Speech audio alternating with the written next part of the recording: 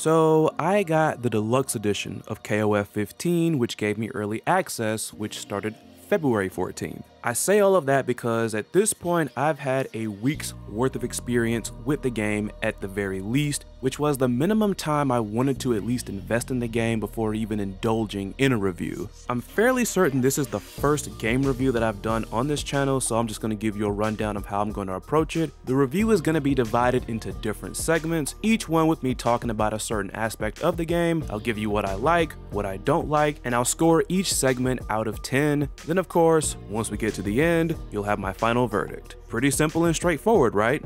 Cool. Also, one final note, this review is going to be based on the PS4 version as that's the version I have and I'm the most familiar with. Now with all that being said, let's get right into it.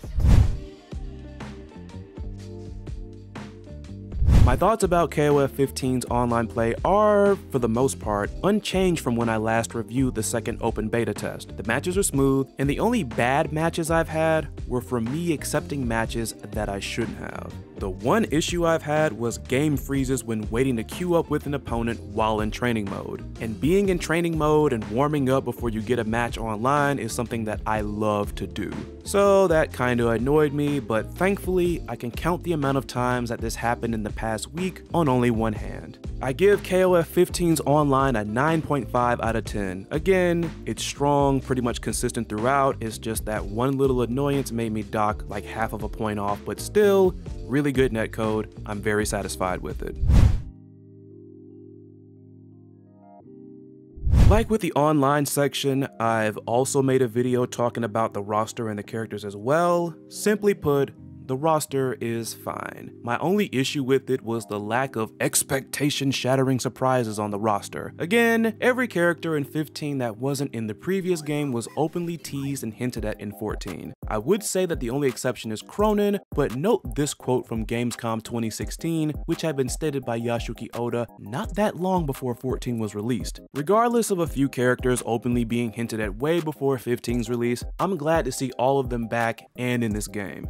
Dropping the number of main roster characters down to 39 from KOF 14's 50 also didn't bother me as much as it did with other people. Like, just because you have a big roster doesn't automatically make it a good roster. And I kind of figured that SNK was gonna draw back on the roster number, especially seeing how bloated 14 was with a bunch of new characters and seeing that most of those new characters were not that well received. I'm not surprised they dialed it back a bit. Speaking of new characters, I really enjoy Dolores and Isla. Great visual designs, playstyles are fun. I really feel like SNK got 100% perfection when it came to new characters in this game. This just kind of shows, at least to me, that less can be more. Yeah, there were many new characters in 14, but I've already talked about this before. Some were hits and some were misses. Finally, I appreciate SNK bringing most of the DLC from 14 over to the main roster in this game. Granted, of course, thanks to the reveal of the first couple DLC teams, we didn't get 100%, and there's some back-to-back DLC characters amongst those two, but hey, we got most of the DLC on the roster this time around, so I'm not gonna complain too much. I'm feeling an 8 out of 10 on the roster. Again, it wasn't the most expectation-shattering roster, but it's a decent one nonetheless. Like I said, I only really have one gripe about it. I've been really playing around the roster minus one character, and you know who that is. I feel SNK could have taken more risks, got more creative with this main roster, but I cannot say by any stretch of the word that I hate it.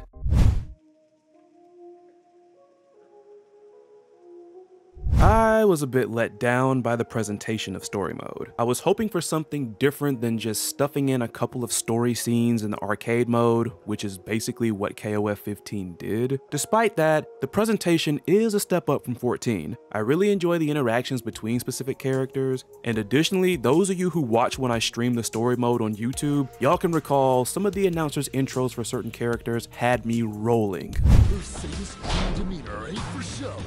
Because she'll whip you and whip you good.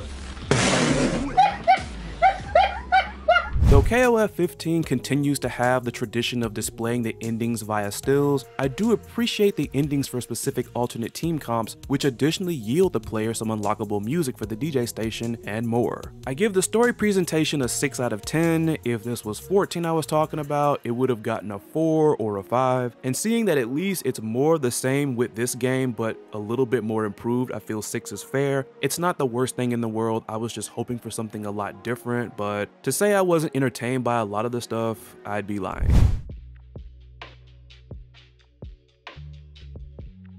I've mentioned numerous times before that I was not the biggest fan of 14's overall gameplay, mainly the max mode locked EX moves. And thankfully that's gone. The rework of max mode is actually pretty good. Shatter Strike is alright, I suppose. I really don't feel one way or another about it personally. I can say that it and the max mode rework do add a different layer to the KOF gameplay and does make it all the more fun compared to 14 in my opinion. Finally, the auto combos. I am not really worried about auto combos much either. I initially thought that enabling climaxes to be performed during them was a little wacky. However, I've had instances where players could have beaten me had they optimized their damage, but they instead decided to auto combo, which gave me an extra fighting chance that I shouldn't have gotten.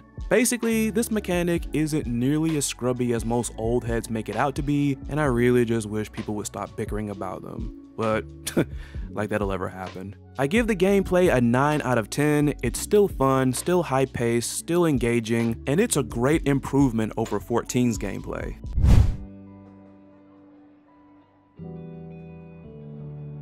Oh my god, I am tired of talking about this as well, but seeing that this is a review, I kinda have to. Simply put, I don't have much of a problem with this game's graphics. This game does not look so bad to where it needs a massive graphics update patch like 14 did. I'm sure we've all heard somebody somewhere say that SNK should go back to KOF 13 style of graphics. While I like that game, I'm not head over heels in love with it and think it's the gold standard of KOF. Some of the sprites in that game are absolute trash in my opinion. One thing that I do think is untouchable about 13 visually are the attack effects, which is one area I feel like 15's visual design kinda suffers. The effects on some of Elizabeth's attacks could be a little bit better, and some of Dolores' mud attacks could have used a bit more polish as well. Speaking of 13, as much as I love Elizabeth, I'm gonna pick on her some more. The animation of this super is gonna take some getting used to for me. It looked better in 13, I'll give y'all that. I'm feeling an 8 out of 10 on this section. Overall, I think the game is fairly solid in terms of graphics and animation and art direction. There's nothing wrong with preferring the 2D sprites from KOF 13 or 98, nothing wrong with that. I like a lot of those designs. I can understand if some people just think that's just the KOF style. I can relate and I can empathize with people like that over the hysteria over KOF 15 should look more like Guilty Gear Strive or like an ArcSys style game. Like, seeing these characters in an ArcSys game would be a really cool experience, but effectively throwing away all possibilities and potential for KOF 15 to stand out on its own, to have its own unique identity, all for the sake of just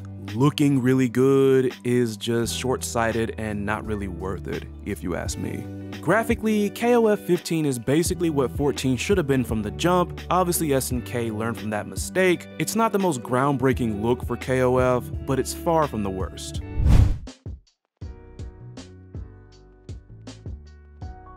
If you've been following me covering this game for a while now, you'll know that the music has never been a problem for me in this game. I can't really think of anything sound design wise that annoys me either. And before you think it, no, Athena doesn't bother me. Not at all. All of this game's music is at the very least good, even with more laid-back lounge goofy music like the AOF team theme. Sure, that song doesn't slap as hard as the others and wouldn't be the ideal tune for one looking to get their blood pumping, but I can admire some variety in a game's OST. This is especially the case when a game usually leans towards a certain style of music, and there's that one or maybe two songs that stand out for one reason or another. Plus, the DJ station feature alone basically pushes this into perfect 10 territory.